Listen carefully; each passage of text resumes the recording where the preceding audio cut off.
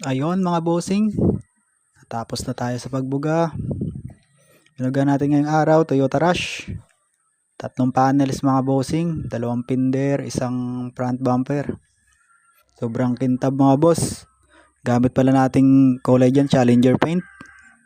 Yung clear natin ginamit dyan, Epic. Sobrang kintab mga boss, wala akong masabi sa clear na yun. First time ko pala ginamit yung mga boss. 4:1 yung ratio.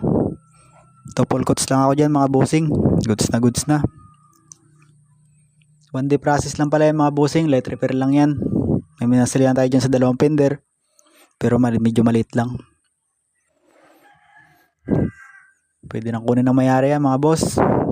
Hapon pwede na yan. Umaga binugahan natin. All goods mga bossing. Kahit di nabapingin, wala naman dumi.